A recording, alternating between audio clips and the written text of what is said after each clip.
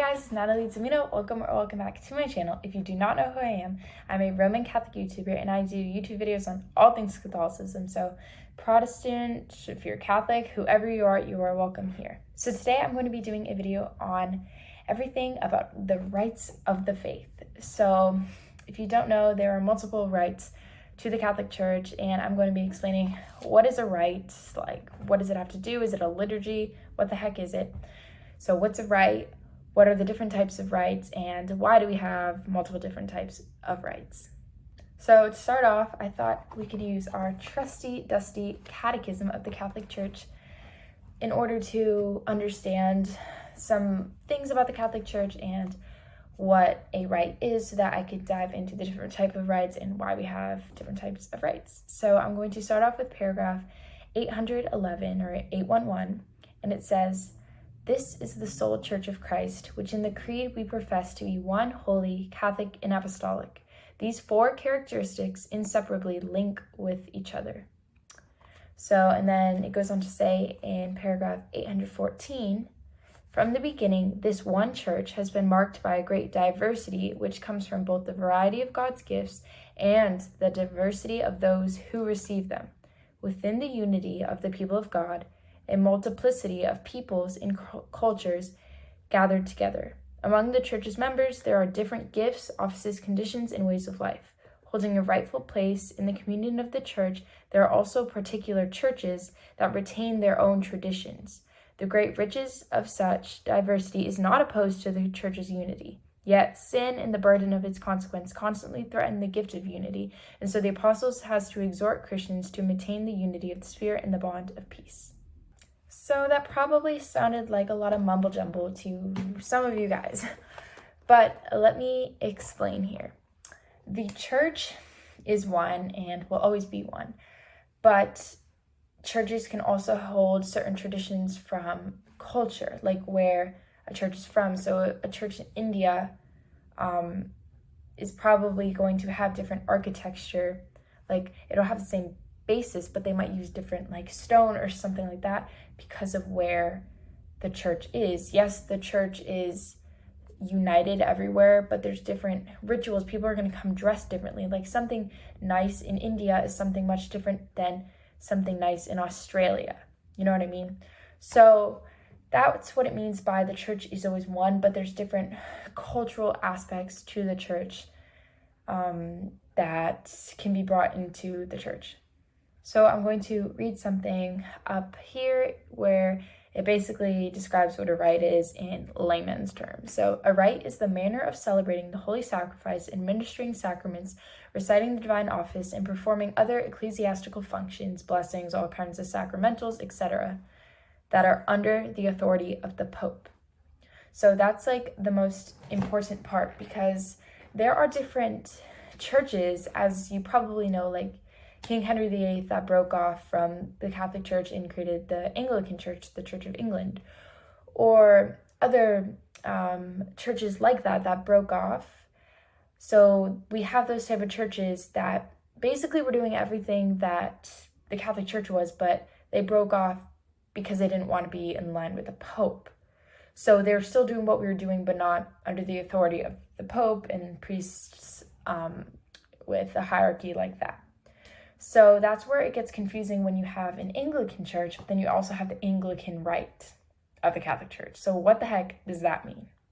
So to explain that, like, easy, there was a Catholic Church, and the Anglican, the King Henry VIII, broke off and made himself the authority of the church, of the Anglican Church, okay? So then there's people celebrating the Anglican, Anglican church ceremony stuff, whatever they do. And then some of them realized, maybe the Catholic Church is right.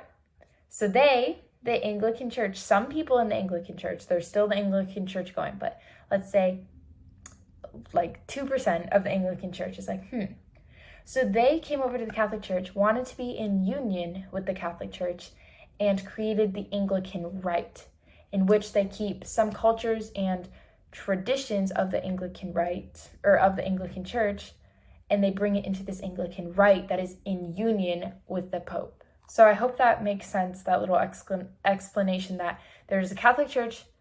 A lot of the times there's a schism or something where a church breaks off and then it realizes, oh shoot, this Catholic Church is right. So they come back, but they bring their traditions along with that. So a lot of the times a rite will be formed because there was a schism and then it comes back and they form a rite. But not all rites are formed because of schisms. Some rites just happen. Like the Roman rite, most of us probably celebrate in the Roman rite. It wasn't because of a schism, but because that the church, the Roman rite started forming in Rome, and then it got widespread. But it basically just focuses on Roman martyrs and saints more in the Mass. So that wasn't because of schism, but it's just because it just so happened to be created there in Rome, and took culture of the Romans.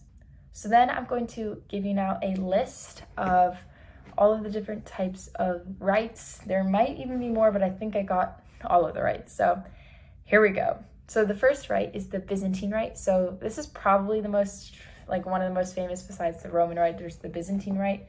So the Byzantine liturgy is based on liturgy developed by St. James for the Antiochian church, but modified by St. Basil. So literally 2 saints go there. So it's not like a rite is bad. Like any rite is okay because it's in line with the Catholic Church. So yeah, so just want to clarify that no rite is like better than the other. They're all in union with the Catholic Church. So so it was modified by St. Basil, but also St. John Chrysostom modified it too. So this liturgy is similar and basically identical to the liturgy used by the Orthodox churches. So again, Orthodox churches are not a part of the Catholic Church, but they probably took culture stuff from the Orthodox churches and then became in line with the Catholic Church, and that's why we have that. So then the next one is the Alexandrian. So this liturgy was used by the church in Alexandria in Egypt, and it's attributed to St. Mark the Evangelist. So this church became known as the Coptic Church because Copt is the Arabic and Greek word for Egyptian. So it's just like the Egyptian culture. Then we have Syriac. So the liturgy of the Syriac rite is attributed to St. James the Apostle. This liturgy was used by the church in Antioch in present-day Syria. So again, they are all just, a lot of these came from the early apostles, and when they formed it, they kind of formed it with the culture they were surrounded by. So yeah, the next one is Aramean. So Armenia was the first country to adopt Christianity as the state religion in the 4th century, which I find, that's crazy, that's amazing. They used the Antiochine liturgy of St. James said in the Aramean language. Then the next one I find interesting is the Maronites. So the Maronite rite traces its origins to the work of St. Maron in the 4th century, who founded a monastery east of Antioch. Later, monks moved to the mountains in what is today Lebanon. This rite never fell into heresy and was only separated from Rome by the political reality of Muslim or Ottoman occupation.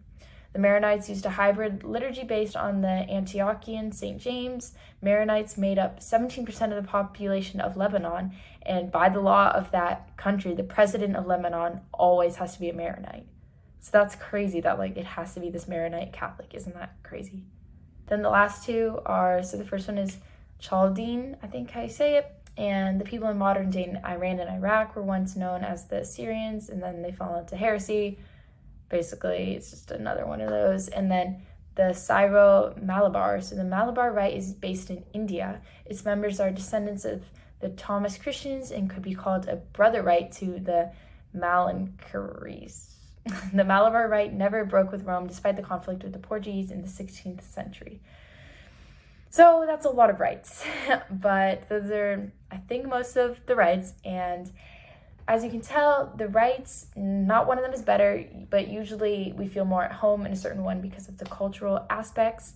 But yeah, if you haven't checked out a different type of rite, I highly advise you to go because it's so crazy to see the Mass celebrated in a completely different way. So all that being said, I hope you enjoyed today's video and that it was informative. Please like and subscribe down below if you haven't already, and turn on that notification bell. And I love you guys so much, and so does God. St. Mark the Evangelist.